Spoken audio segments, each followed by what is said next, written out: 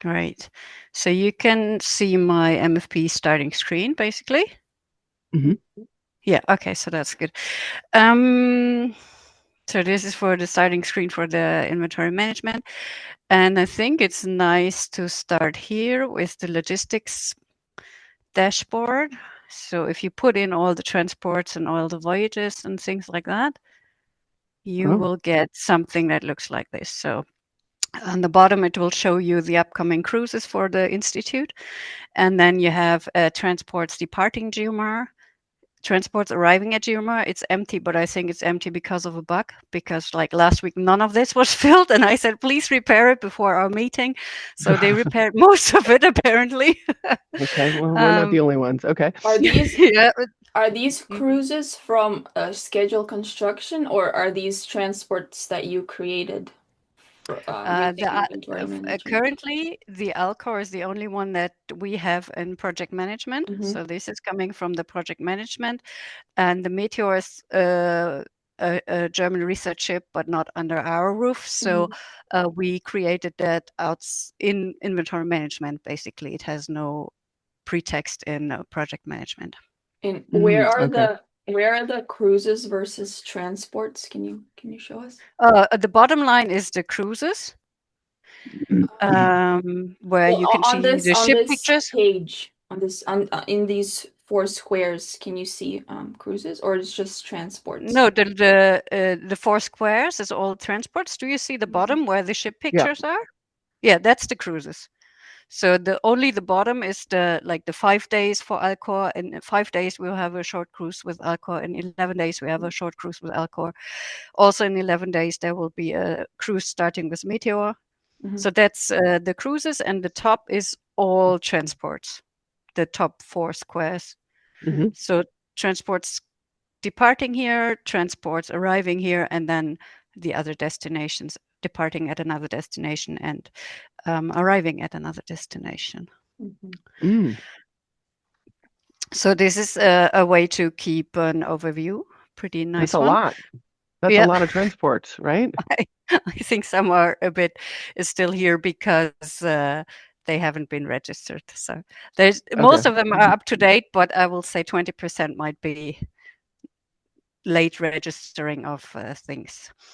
So the way we do it is that, or we have deadlines for everybody who wants to ship something, and our first deadline is 3 months before the departure of a transport. You have to do like a preliminary plan list, because based on that we will check export control, because we have like almost 10% of our items are dual use in one way. Yes, Stephanie? Um, I'm just how do you set up these 3 month deadlines? Is there's a way Um, in MFP to do that? No, that's basically just communication into the house. It's like you have to do it. If you are late on that and you want to take a dual use item and it's controlled, then we cannot guarantee that we will get the necessary permits in time. Got it. So everybody knows the deadline, and then if they don't adhere to it, then it can be their problem if they Got it. can't take an item or a piece of equipment. Mhm. That's usually also the time when people will set up the voyage and like the outgoing Mhm. transport. And then we ask people to have their final planners ready 7 days before a transport leaves, because that's what we use to do customs. So on the final planners, you have to have all the equipment that you are taking. Mhm. Um, and the way we kind of keep track of also the 3 month thing is all the German cruise ships. There is you can access the timelines on the internet, and then we kind of keep track where we are the cruise lead, and then contact people if we think somebody's missing a cruise in MFP. We will let them know and say, "Hey, we checked the timeline. You should be having a cruise soon. Why is it not an MFP?" And that's Oh. how we start the conversation. We've had this inventory management use mandatory for 5 years. So I think by now everybody's used to it, but I will say the first few years, obviously, it was a hassle to get everybody to do it this way. Right. We have for people joining GEOMAR and who will be in charge of plan lists. It's not everybody, but we have a beginners workshop a few times a year.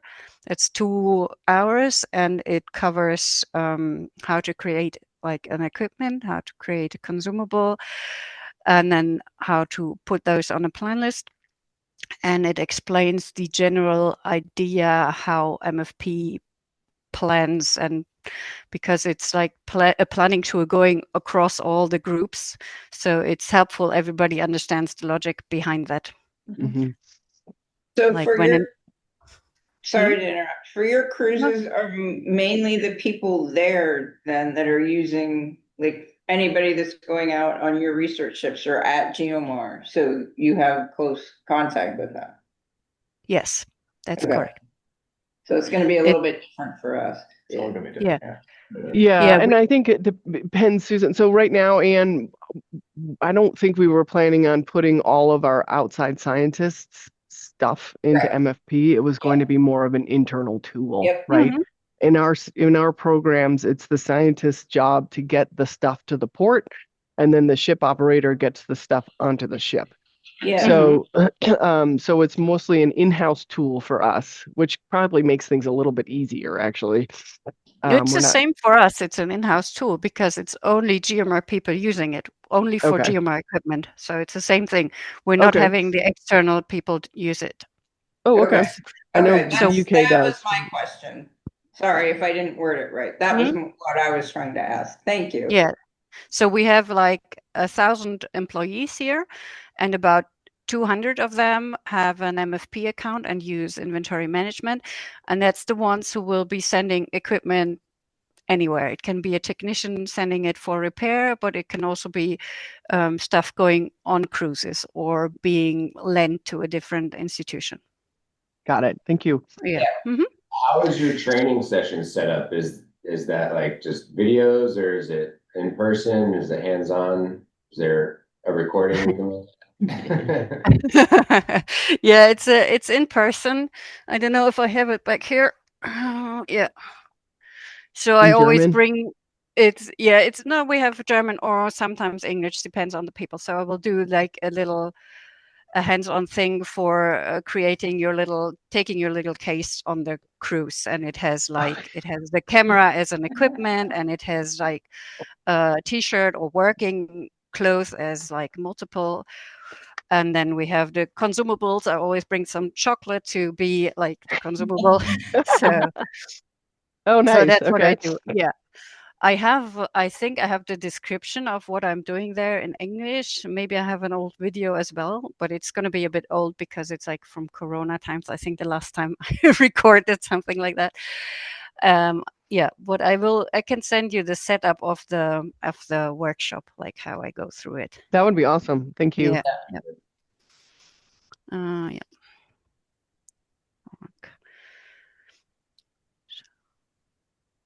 Yeah. Okay, so if we go back here, just to give you, just to give you an idea, like going to the equipment overview, and it's filtered. So currently, and this has been stable by now, is about 14,000 equipment items. So, but this is also like we see a monitor here. It's a lot of boxes because we use the boxes as equipment as well. But this is like, and then I don't know if export control is an issue for you. I have a general idea how it works in the US, but for us, it is an issue. So we have here, do you need an export license for this item? And so you can see it's 1,300 items that are marked as yes. So there's some thing to consider in regards to export control. Wow. And that's we didn't know we have that many before we used inventory management. We knew we had some, but we were surprised that it's actually 10%. So yeah. Right. Yeah, so this is what I wanted to say. And then we have the voyages and transports overview. So this is all the input that feeds this logistics dashboard. And you wanted to know like how to inform people who's responsible for transport or something like that. And the way MFP works is when you create a new transport or a new voyage, the one creating it is the contact person by default. You can change it, but by default, you are the contact person. And MFP will automatically send an email when transport is due to start, when the transport is due to arrive, when the cruise is due to start. So the person who is creating this will automatically get these reminders from the system. So can we even back up a little bit? Because I'm not sure everybody here knows exactly the whole logic of it all. We might have to go back to your 101 training. So we have equipment. Let's just say we already have equipment in the system. That gets together and gets put on a plan list or various plan lists that then get lumped together into what I don't understand is the voyage specifically a cruise? So if I have to truck it across the country and then put it on a ship, do I put it on a transport? Like, I don't understand how all that works. For us, it would be a yes. Yes, for us, I will show you an example. So you're lumping things together, and as you lump, it all gets lumped in kind of a big pile, right? And then the system keeps track of it all, right? Which is great. Yes. So we will see. This is one of our cruises that are coming up in March. We can open the cruise, and then it's actually a simple one because for now it only has it has two. Okay, it has two transports going to that. This is a cruise, the blue one, and then there's two transports connected to that cruise, and somebody already set up the return transport. So this is the basic idea. Is these transports, they can come from different locations. They can come at different times, but they're all like in the system. You're telling the transport you belong to this cruise or to this voyage. I see. Okay. You're delivering to this ship, let's say. Okay. So and then for each transport, here we have the outgoing transport we did. Okay. You can then open the transport, and here you can see that a bunch of people created plan lists for that. So various groups from GEOMAR sent equipment to this cruise. I think it was 5 containers. And so everybody who had equipment to contribute created a list for their responsible part.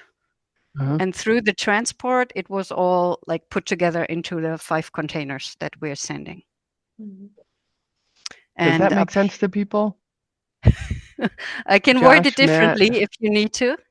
It's taken me a while to pull all this together. So Josh, Matt, does that make sense to you guys? I don't know who else is it. Susan? Yeah. So you start all your transports with just a basic plan list, and then you decide to make it a transport and attach it to a cruise.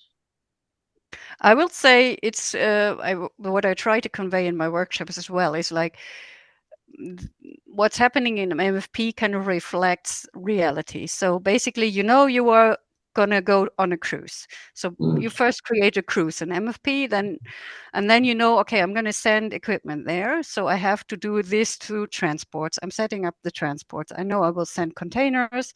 Maybe I'm a little bit late, or then there will be an air freight.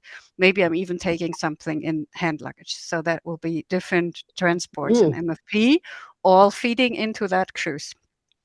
And then you're going to say, okay, I have 5 big containers, and a few different groups from our institute will take part and fill these containers up. So everybody who's delivering equipment into this container, they will set up a plan list and say, okay, I'm bringing this, and the next group is bringing something else. And this is done through the plan lists. So Josh might have a plan. Josh might have a plan list of the equipment. Susan might have a plan list of the instrumentation. I don't know. Does that make sense, guys? Yeah. And then the transport you set up separately, and all those things feed into the transport as if it was a container. Yeah. Yeah, and the cruise is already set up they're linked from schedule construction, so we don't have to worry about setting up voyages or cruises. Well, It's part of one of my questions early on is, and this would be a little bit different for like Susan's group versus some of our stuff, is we might not want to link to a cruise. We just want to send equipment that lives on the ship, right? So we would just do the transport in that case, right, and not tie it to a that voyage. lives on a ship. Do you mean that is permanently on a ship? Or going over multiple cruises. Yeah, multiple voyages. It's not just one. There's a difference between living on a ship and going for multiple cruises. That's why I'm asking. You can, of course, also have like we can go to the equipment. Like if something was living on a ship, you would put this as the base location, the ship. You can also put a ship as a base location. But if it's going there for multiple cruises, then yes, you would put it on a transport and connect it to the first cruise that it's going on. And then if MFP doesn't have a new information where it's going, it will stay put. So it will stay on the ship forever, basically, until you tell it this will be your return transport. And this can be years later or a few cruises later or whatever you want.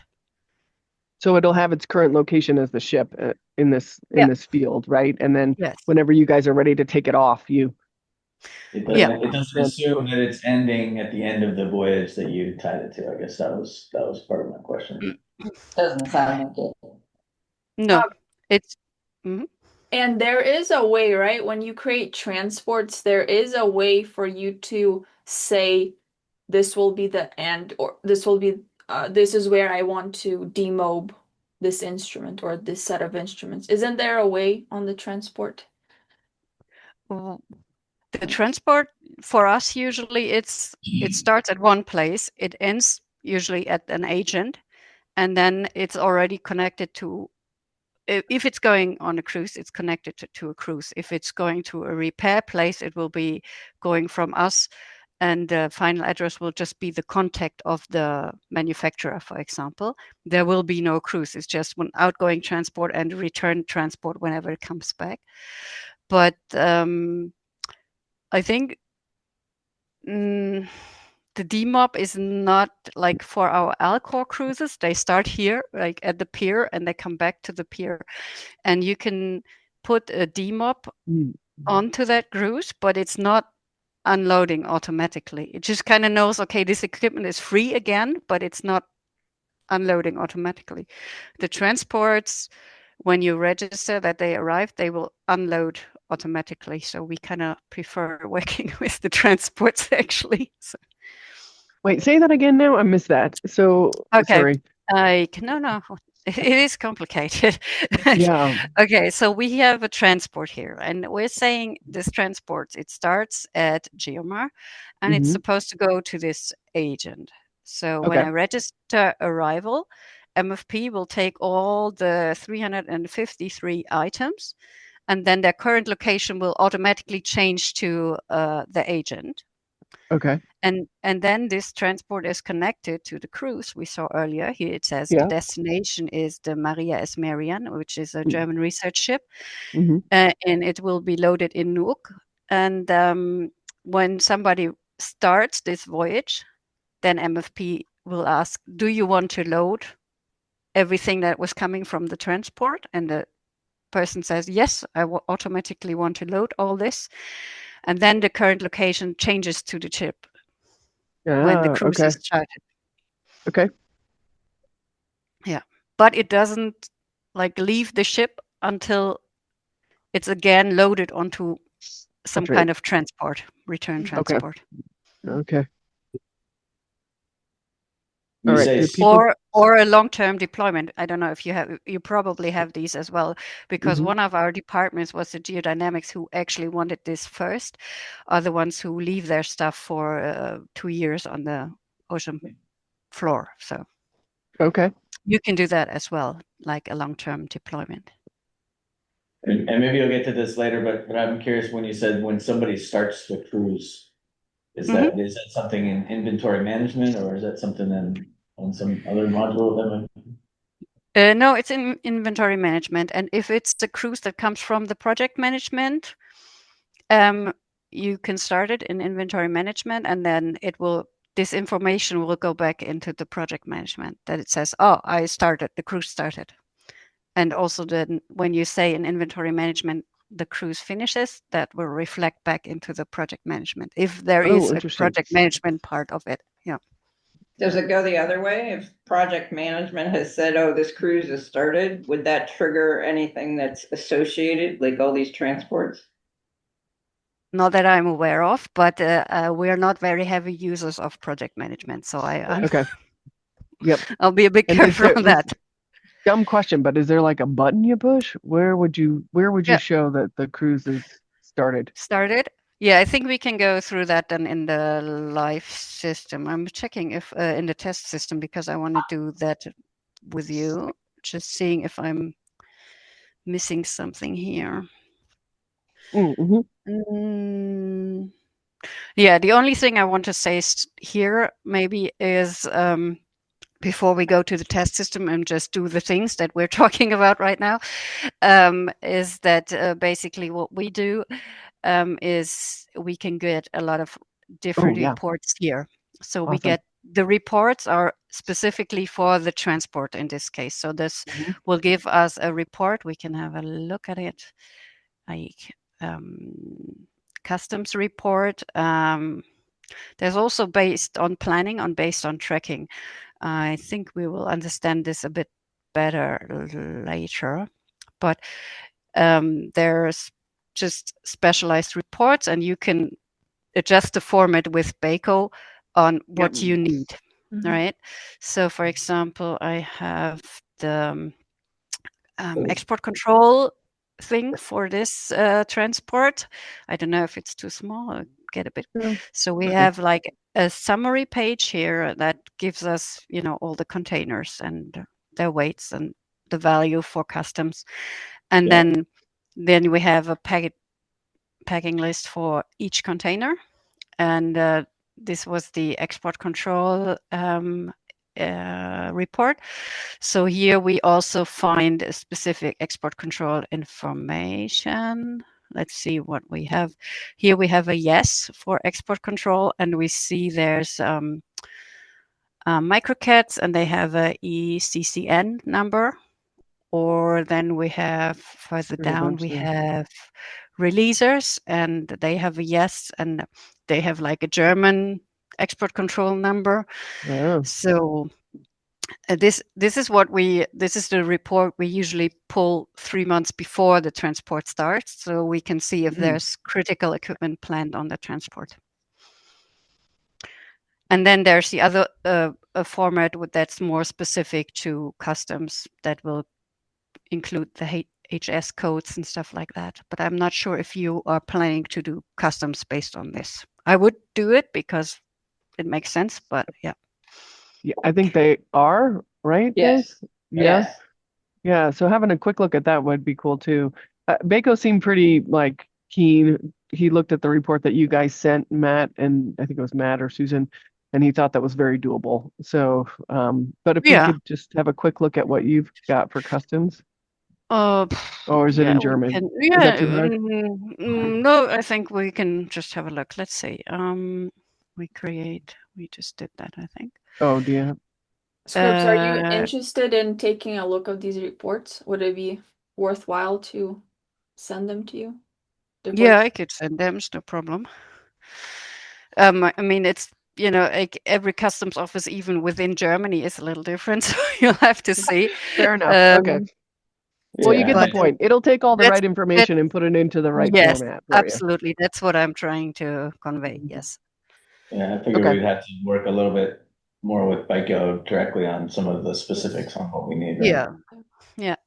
I don't know if this is relevant for you or not, but what we do when we send equipment out is with customs, we create a special report for them so we can get the re-entry without paying duties. And to do that, we have to import some customs data back into MFP. like I will, maybe it's easier if we, I don't know what example would make sense now. Anyway, we'll try and see it here. So here is an item and piece of equipment. Here you have a customs page for this equipment. Yep. Okay, that's not very filled out, so that's not a great example. We'll choose something else. Let's go to those. So that's, so there is the customs page, and it has an HS code.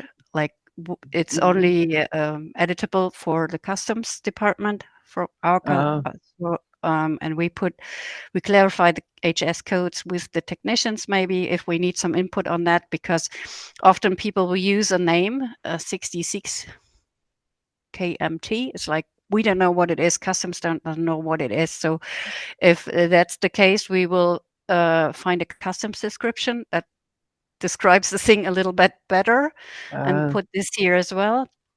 And maybe we can see in tracking. Yeah, here we can see it. So you see this has been in multiple places. So here we can, like, it was on this ship, on this ship, and this ship. And this is here we started to, here it was in a deployment. So 2023, it went into the deployment, and then 2024, it was recovered, for example. And this is the cases where we import this temporary customs information, because when we send it out, I don't know when it was sent out in 23, and it comes back a year or two later, there would be otherwise no way to kind of verify to customs when we send it out, right? So that's what we use this a temporary information for. Interesting. So maybe that's something that works with your customs as well. I don't know, but I thought it's worth mentioning because they specifically programmed this for us. So okay, good to know. Okay, so yeah, that's that. And when you move around a lot these things, then you get all that information in here. So I think now we'll leave the live system and go to the test system. So we can play around a little bit.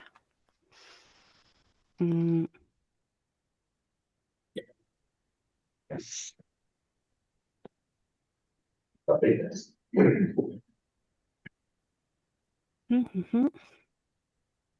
right, so it's a slightly different look, but all the same features. And like I said, I would usually encourage our users to go from like try to mirror reality. So the idea is I'm gonna go on. I know I have time booked on a ship. I have an upcoming cruise. So if it's not a cruise coming from our project management, like here, all the Alcor stuff is already automatically coming in from project management, but we have a lot of cruises that are not coming from project management. So we would do new and create a voyage. And okay, I get it now. So I'm thinking I'm going to go on Polarstern. So that usually works with the cruise numbers to give us some kind of orientation. And we might put some extra information there, like where it's starting or something like that. And then we attach it to a ship. Like these ships are managed in ground data. So this would probably be useful if we're using, if we're creating plan lists for ships outside of. Yeah, exactly. Correct. Yeah. That's when you need this step. Otherwise, it will already be coming from project management, right? Great. So, and here it's like you can see I'm the contact person because I'm creating it, but I could change it to somebody else. And then this person would get the reminders. right? So I go on save. It's your And voyage. it wants, yeah, and it wants me to select the ports or the location for the ports. Okay. Well, I can choose anything actually. Yeah, we don't care. Yeah. It doesn't even have to make Let's sense. say Vanuatu it is for today. Port sandwich. That sounds interesting. You must be hungry. And we go to Denmark. So that might be a longer thing. So let's see. It's happening in June. And here you could also put like these 4 things are the minimum that I have to do. You can also do mobilization, but we haven't really found out what the benefit of it is, let's say. Some people do it just because it's there, but yeah, I couldn't really tell you what the benefit is. What we have found out for us is you can put a agent here. Oh yeah, that would be great. Nah, it's actually making the whole thing less flexible, let's say, because when we put an agent here, then all the transports connecting will have to go to that exact agent. So maybe if there's like, I don't know, we've had many cases where that didn't match up exactly. And so it's easier to leave it like that. It works perfectly with these 4 items of information. And yeah, you can put it there, but it's caused more problems than it's done any good for us. Okay. So this is the cruise. If you have cruise with multiple legs, you can add a new leg here.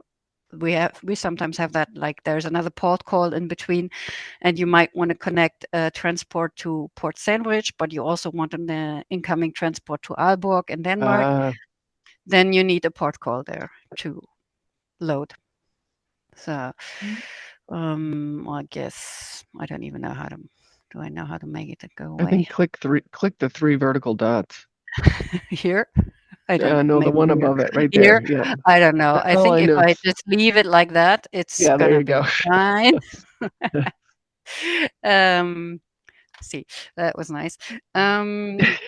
So we created that, and now we would create the transports, right? So I will say I have a cruise now, and obviously I want to bring my stuff there somehow. So I will put the same number just for orientation. And here we always put down where it's starting and where it's going. And then it automatically puts GEOMAR as departure, or it will put your address, but you can change that. So we'll have to start soon. And then the thing is here, if I had put an agent on the cruise, I would have to put this exact agent here.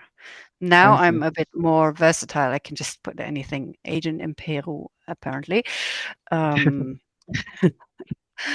we can take, it's really.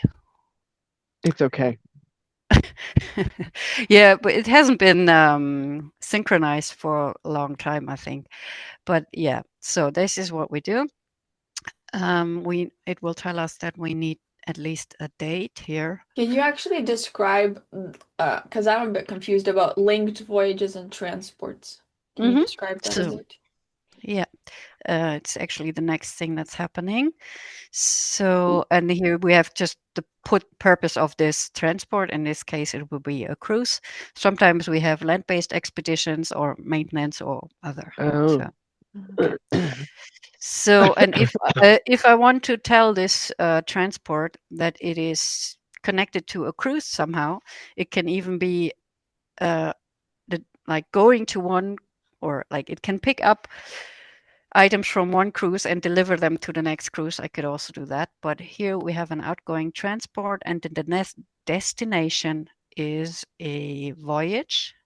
and then it will ask me which ship. Polarstern is what we had.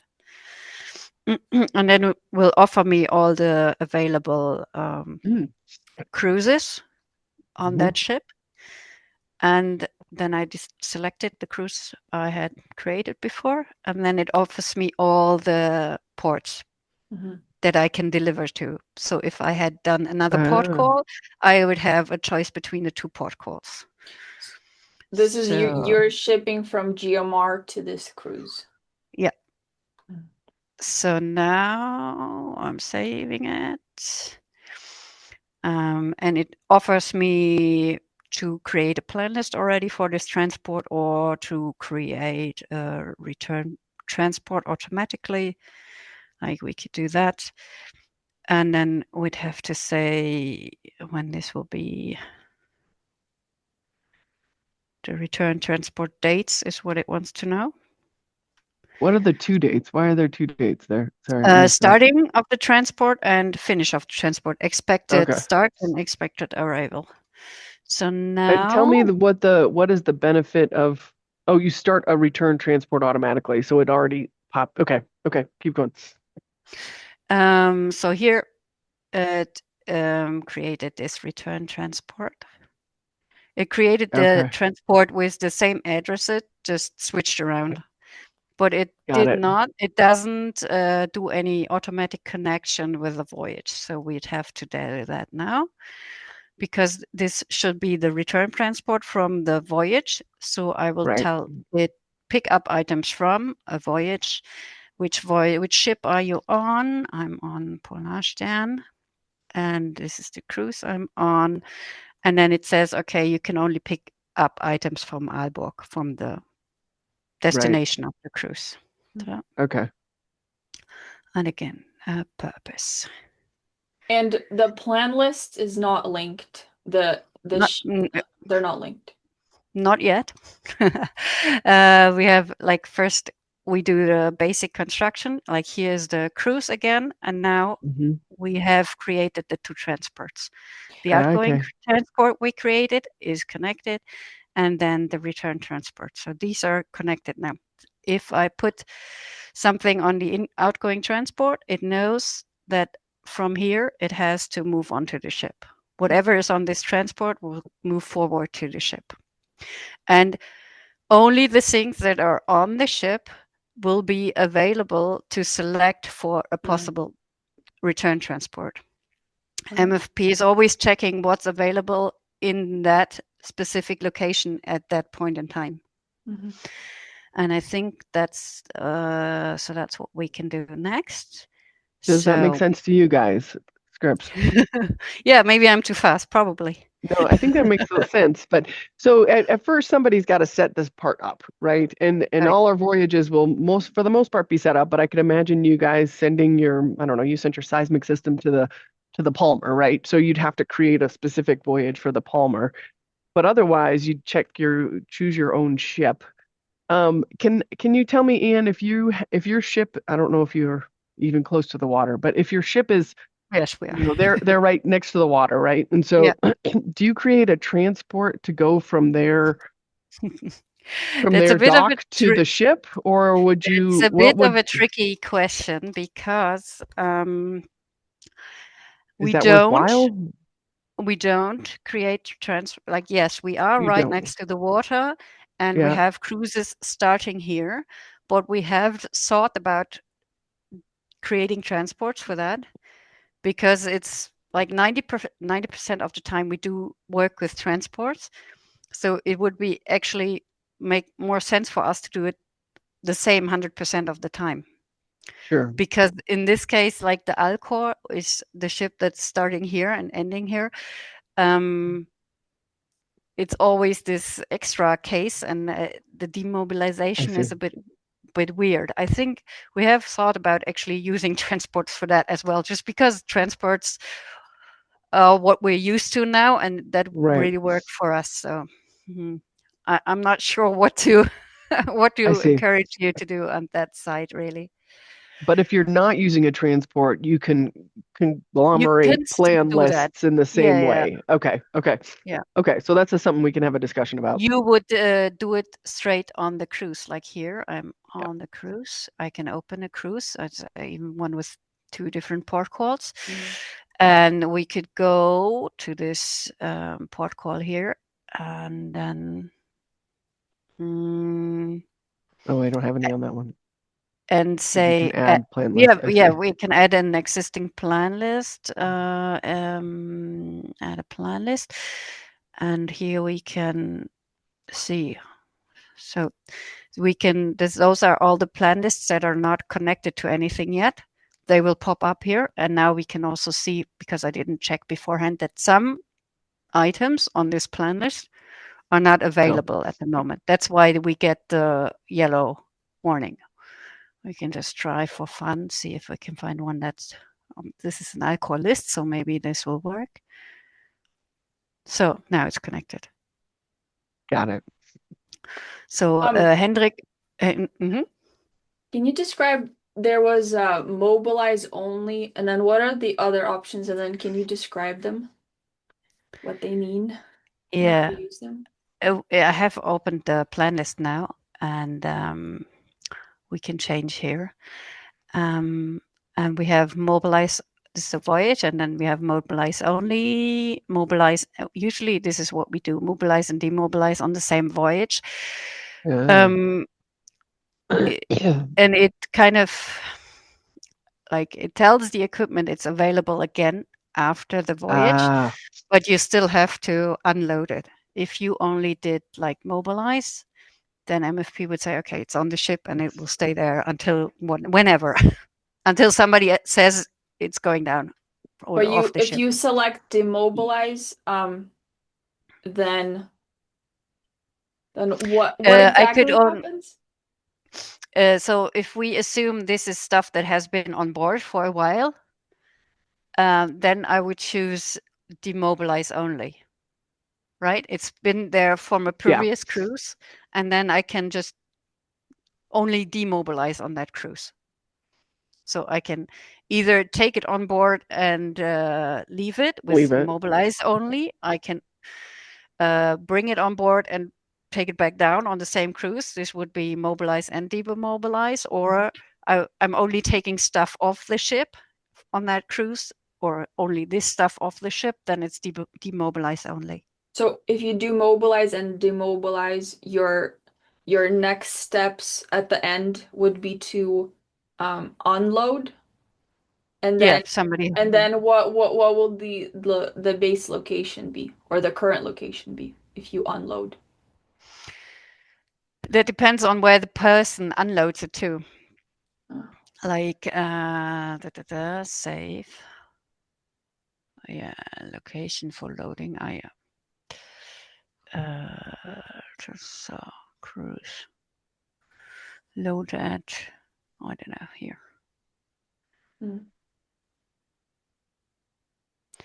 And then we go to this cruise.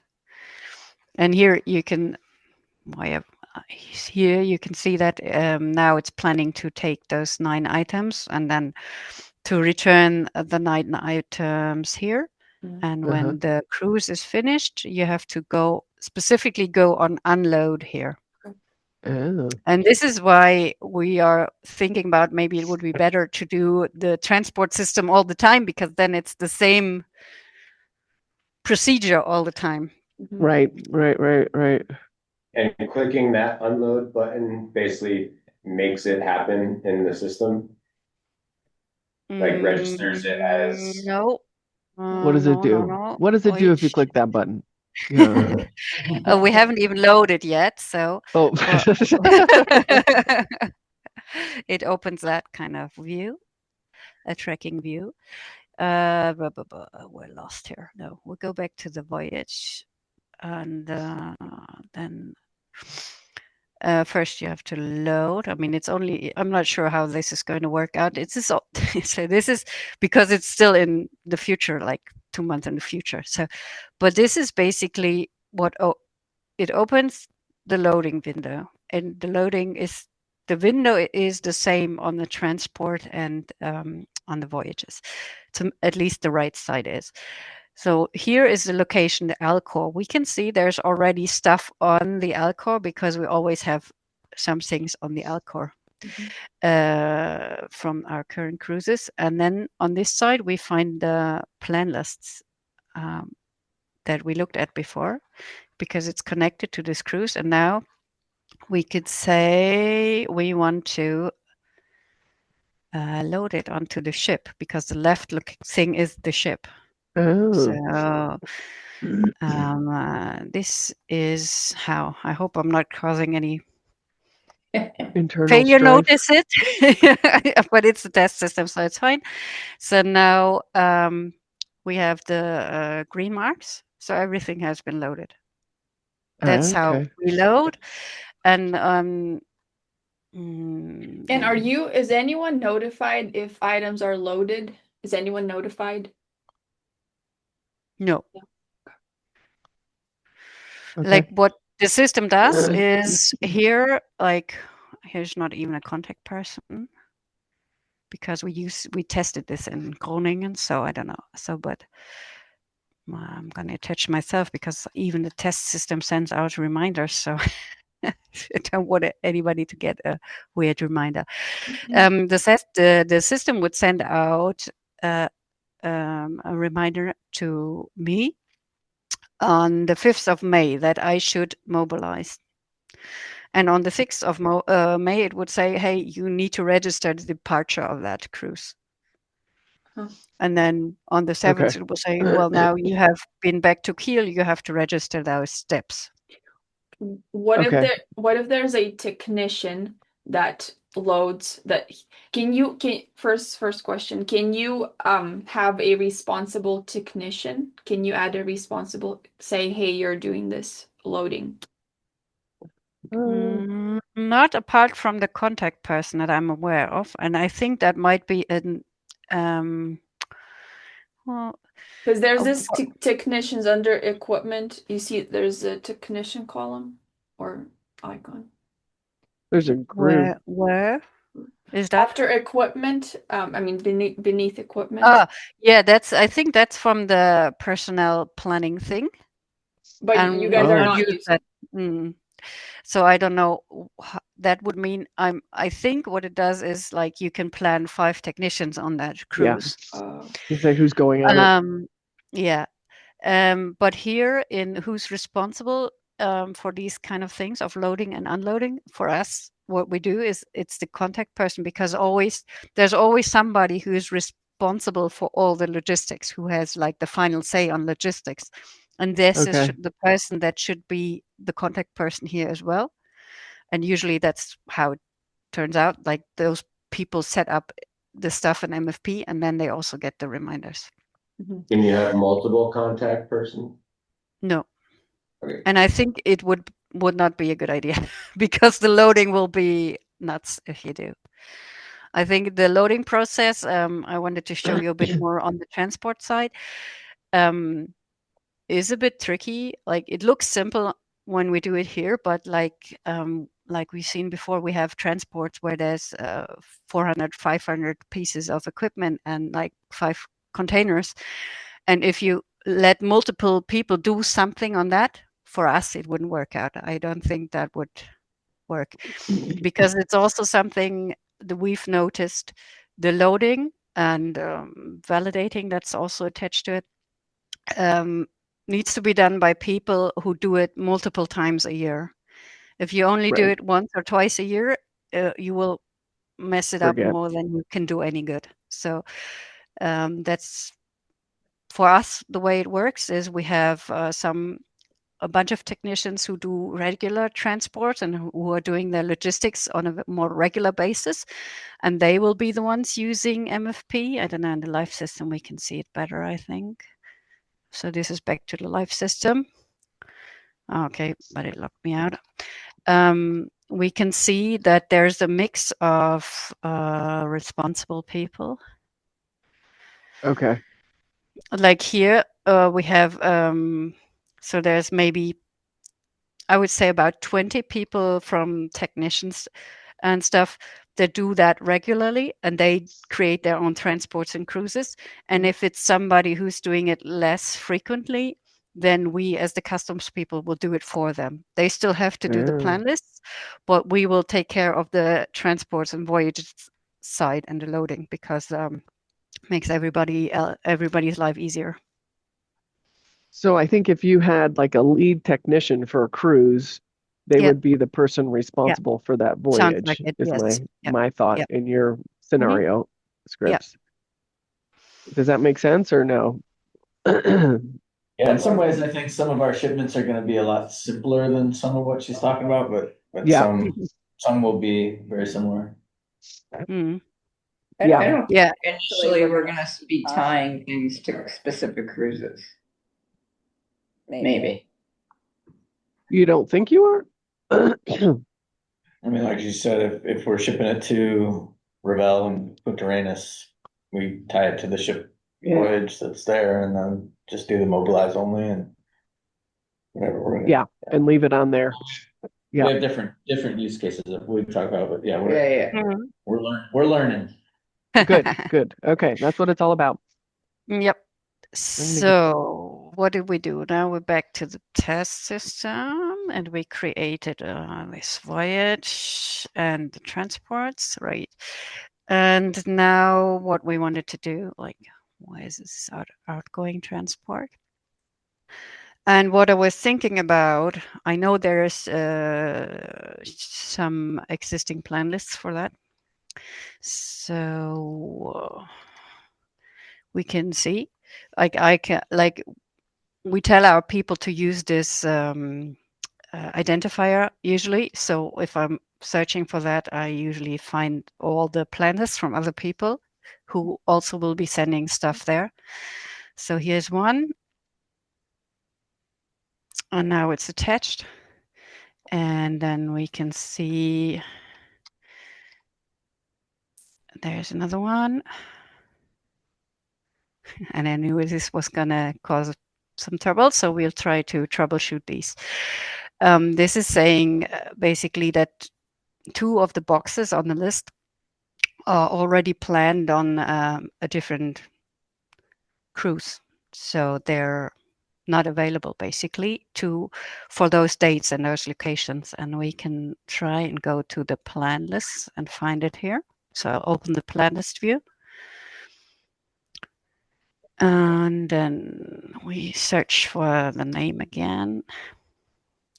Also here you can see now this is the one that I already attached, and it shows that it belongs to this transport now. Mm-hmm. And this one is unattached yet because it didn't want to attach. So now I'm trying from here. Like I can attach things from the transport side, but I can also attach things from the plan list side. We encourage the users that do a plan list to attach it to the transport, but it doesn't always happen. And then we double check by the identifier that no plan list is lost, let's say. And also, like, the lead technician will know all the people involved in the transport, so they can also check, like, if all the plan lists that they are expecting are on the transport. So now, just real quick, because I'm trying to understand this. It seems almost like you're funneling, like multiple people can establish a plan list and manipulate those plan lists, and then one person will set up a transport and be responsible for that transport and then the voyage. Is that kind of how you do it? Yeah, we have like the transport and the voyage is only a smaller group of people who can do it, and also our user rights are structured in that way. We have like basic IMS user, but we also have a group admin. So that will be the lead technicians in your case who have the rights to create voyages and transports. And they will have an overview of all the people that will bring equipment to this transport, and they will know who needs to create a plan list. And usually what we do is we ask those lead technicians, like, who do you expect to create a plan list? And they tell us the names, and then we send out an email and say, well, your preliminary plan list will be due on that date, and your final plan list will be due on that date. And please forward to anybody else who's expected to create a plan list. And this is how the communication happens.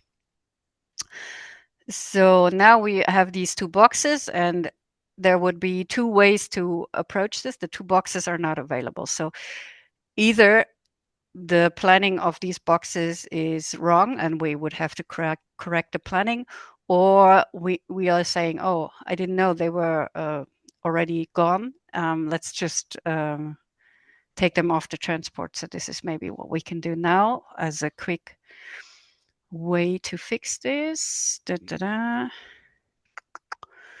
Tagesbox. I have to find it and throw it out. This one. We'll remove it from the list. And just so I understand some of your organizations, so these boxes, those have a bunch of consumables or equipment or yeah. inside Here of the box. You can see, well, yeah, various things. This is the other box. I think that's so you can also see that we're taking equipment, but also the green ones are multiples. I think now they call them stock items, where there's like you keep a stock of how many you purchased and maybe how many you have used up. And then there's the yellow ones are just like consumables, like endless supply anywhere, anytime. So it's three different kinds of entries, let's say. And then the purple and the red ones, those are... Oh, the red ones are the equipment, and the purple ones is equipment as well, but equipment that is like some kind of a container. So it can be a box, but it's also our RV frames and AUV frames. They are carrying other equipment. So the little purple sign is telling us, oh, this can contain other things. Like here's a box in another container, and then it says screws. So there's screws in the container, hopefully. Yeah. Spare parts in it. Right. And we wanted to take 905. Was supposed to leave the transport. Where is it? For us, here it is. I think it has been a bit of a challenge. The differentiation between what shall we do as a real consumable and what shall be done as a multiple. Yeah, I guess I don't truly understand that. What do you obviously, yeah, a consumable versus a stock item. Like, I guess I would lump them in the same thing. Yeah, but MFP has different, like MFP makes a difference. So you have to make the difference, or you have to decide which one to use. So if I'm going here, like on the consumables, but it usually takes forever to open because it's so full. But here we have a pallet, right? Here as €1 pallet. And some of our groups will do this as a consumable, and others will do it as a stock item. Like they are saying, we bought 10 pallets, and this is the 10 pallets we're rotating.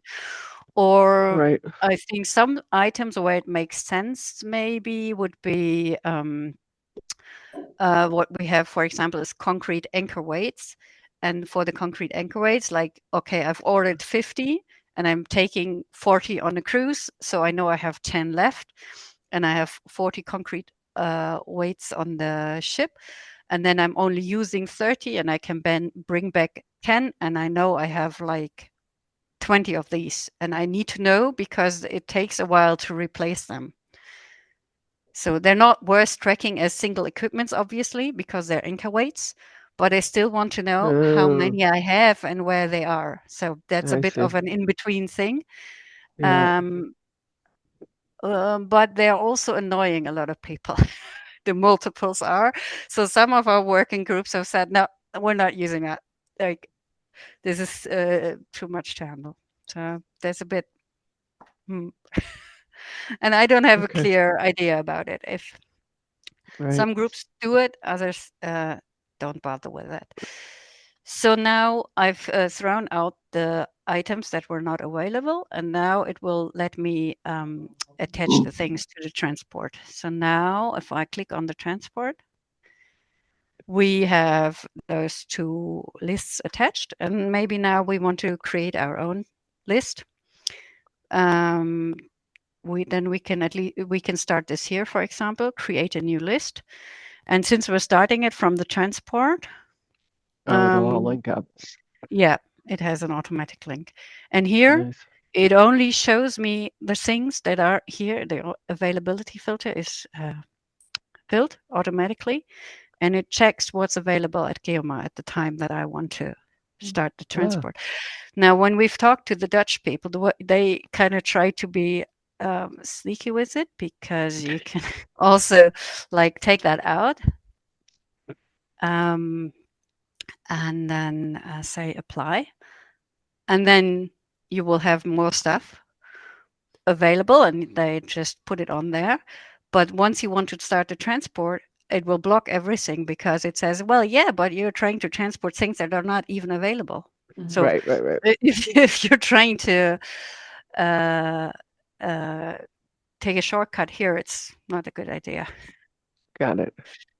So, but that's a great way to start a transport, because everything is already linked, right? So you go to that's why I encourage start a people plan to list. do it.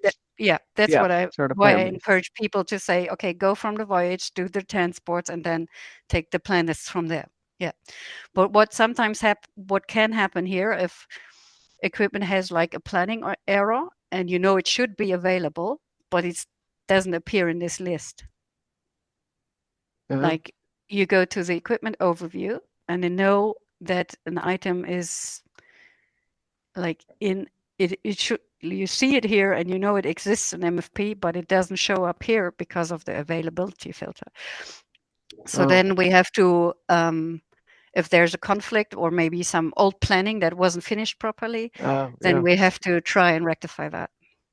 But that's good, because it makes you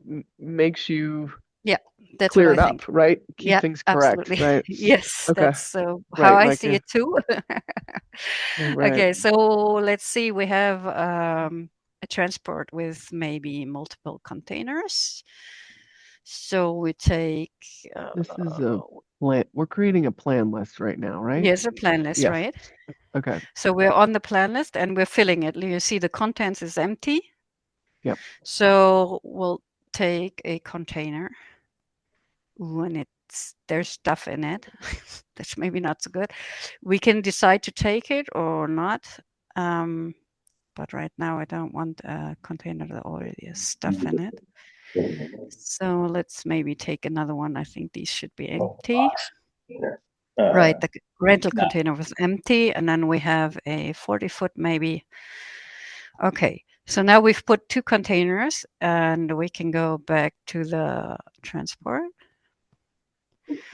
So this would maybe be the setup when we have a bigger transport with multiple containers. Like, multiple people have their plan lists attached. I am the lead technician. I created the containers maybe.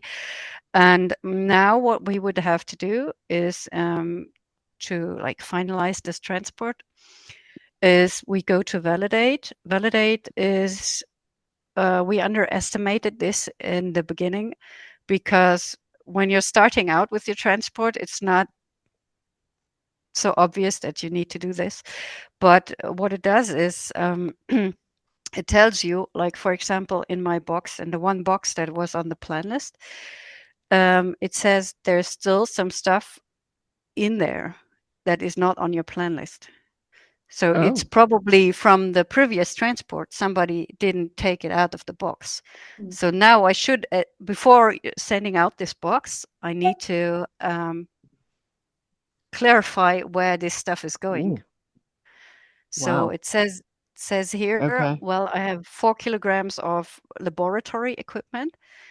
It was not in the plan list. So now I have 2 options. I can say, well, yeah, but I wanted to take it, so I include it on the plan list. I will put it on the plan list. Or Or I say, oh no, I don't want to take it, and then I need to put it out of the box. So here I can choose where I want to put it. If it's not in the box, it needs to go somewhere else. So can you tell me a little bit about how you guys use boxes?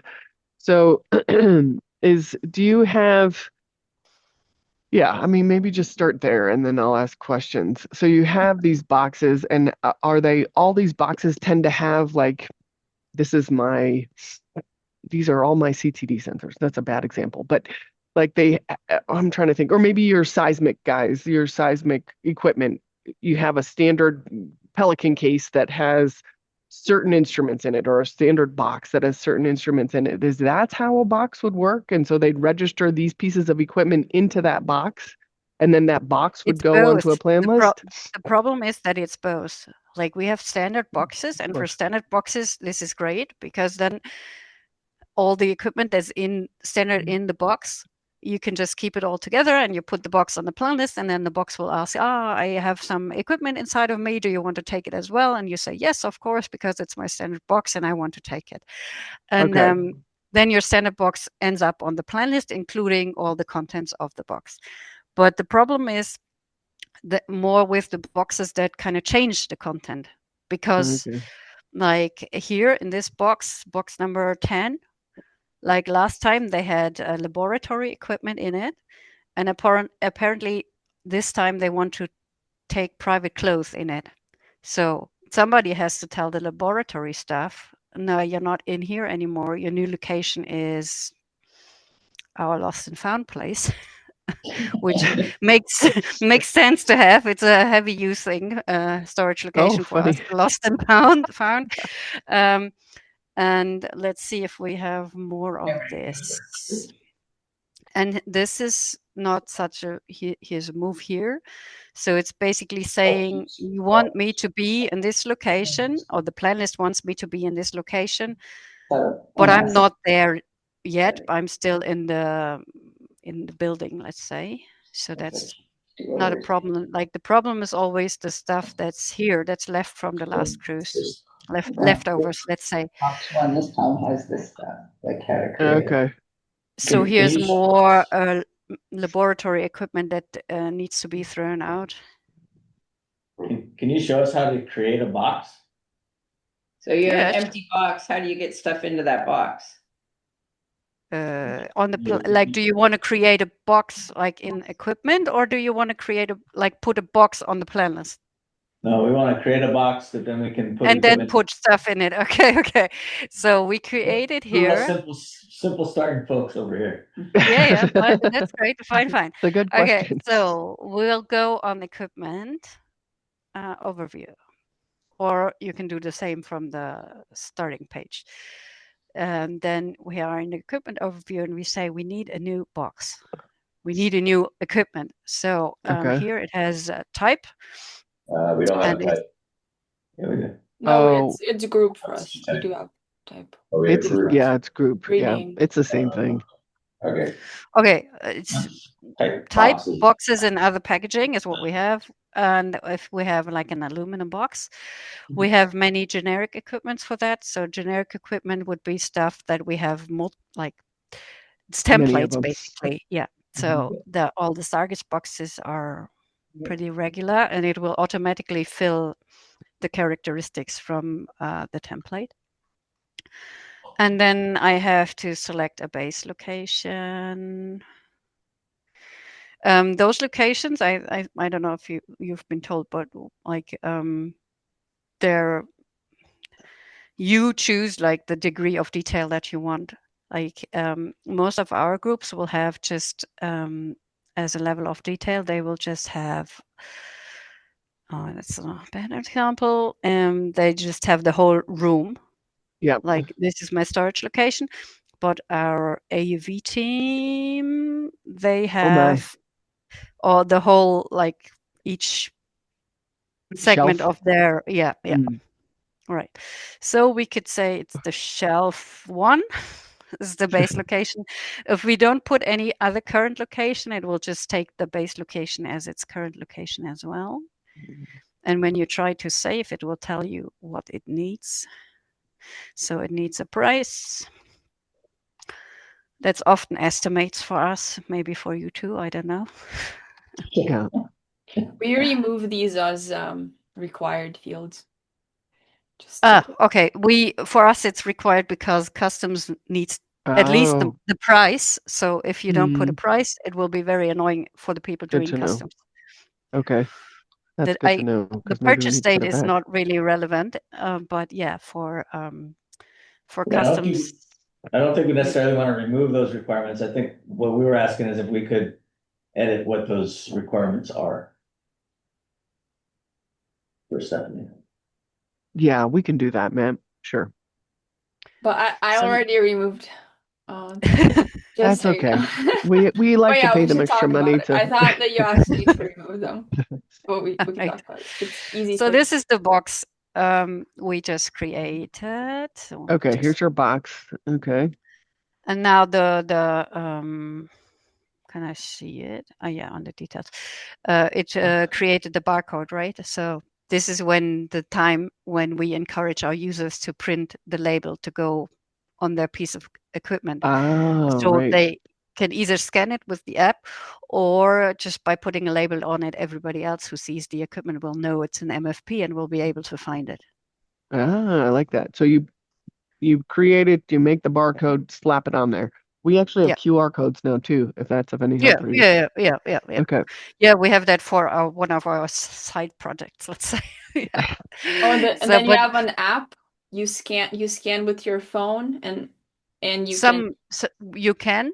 Not everybody does, but yeah, you could also, if you have set it up like that, you could also do it. Create a plan list like that. Like I'm going into my storage, and this is what I'm taking. Interesting. Yeah. Kind of a hard stop at 10. Yeah, we're gonna get kicked out of here in 12 minutes. Okay. So we got 12 minutes.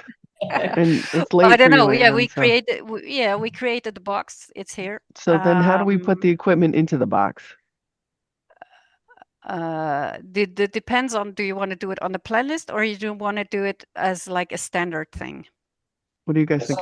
Standard thing. Both. That's what we're doing. For example,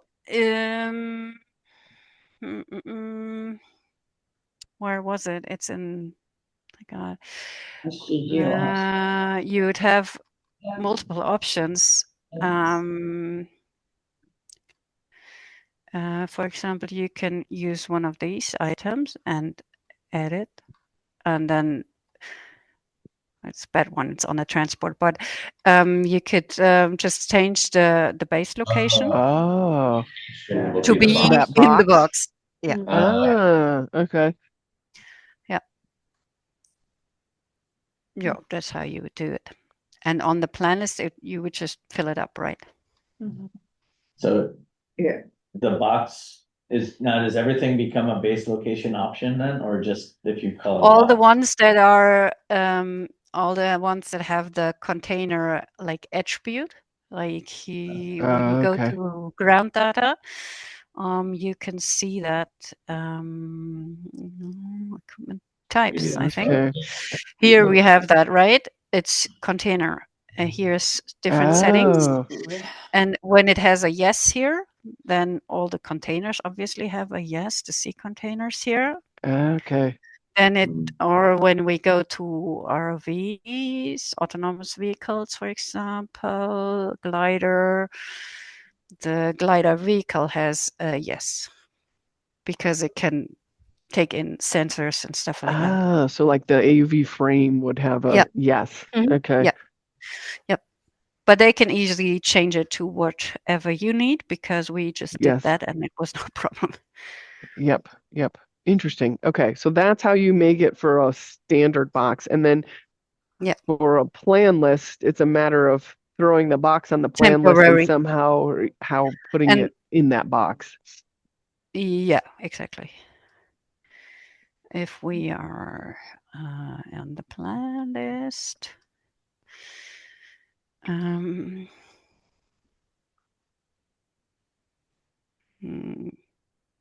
yeah, it's now finding what we just made, right? Zorgus. Exactly.